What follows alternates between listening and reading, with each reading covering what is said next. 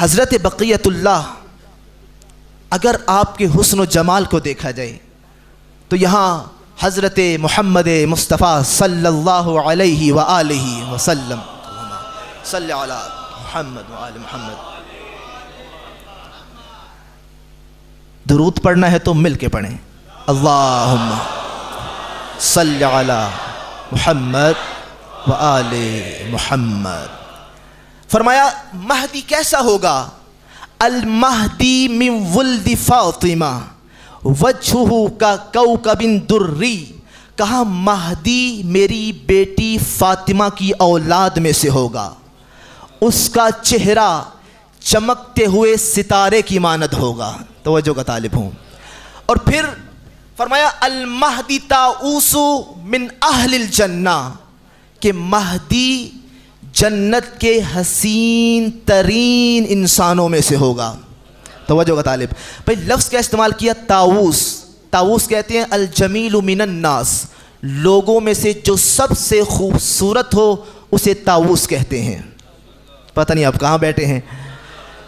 महदी जन्नत के हसीनों में से ज़्यादा हसीन शख्सियत का नाम है।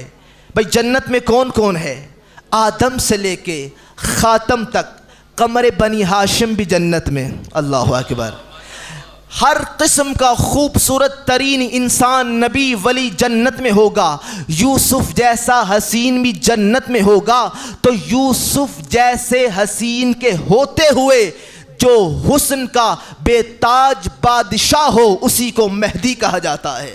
नारे तकबीर, नारे रिसालत, नारे हैदरी, या इमाम अल मुंतज़र। इस नारे की भी आदत डालें, या इमाम अल मुंतज़र, या इमाम अल मुंतज़र। हज़रत बक़ियतुल्लाह कौन इमाम ज़माना? ज़रा चार फ़िक्रे मौला की अज़मत पे सुनो। चश्मो चराग दीदाए नरजिस। तवज्जो का तालिब।